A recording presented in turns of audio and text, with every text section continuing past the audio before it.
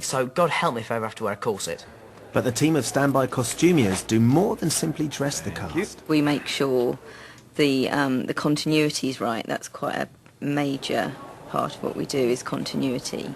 If they walked through a door wearing a hat, then when we shoot it 4 months later and they're walking out of the door, they've still got the hat on. If somebody's out in the rain, if we're then onto another scene where they're inside, we'd have to make sure they were wet. When you've got something on such a huge big screen, say if you've got like a bit of dust on someone's shoulder, when the camera's that tight, I mean, it's really distracting. You can really see it. Anything can happen during a filming day. Actor can sort of bend over and have a disaster or something, kind of rip the trousers, and it's always at the very last minute with about kind of 50 million people all staring at you, shouting, quickly, quickly, and you're trying to sew it up. And of course, it's not just the main cast. There are hundreds of extras who all have to be dressed in their wizarding best. Most teenagers hate their school uniform, and the Hogwarts students are no exception. They're all used to wearing hipster trousers.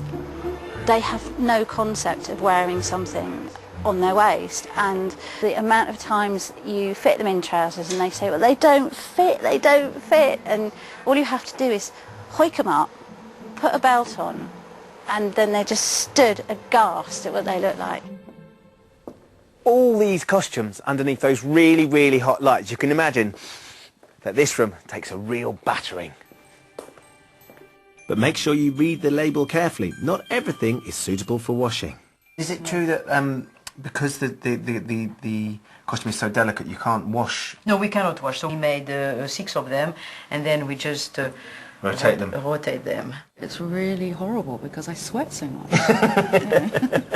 It's going to stand up on its own one of these days. If we wash it would be a disaster. It's not something to wash, it's something to wear. It's all the layers of detail that make the Harry Potter films so special. But if they snipped a few corners here and there, would anyone really notice? You have fans who will watch everything in minute detail. And they're looking for the one trick up where we didn't quite get it right. So at all times you have to try your best. No matter how sort of brief the shot time-consuming, yeah. or how much it may not be seen because it's going to be lit so dark that you won't even see that he's in green. It'll all look black. Yeah. It has to be perfect.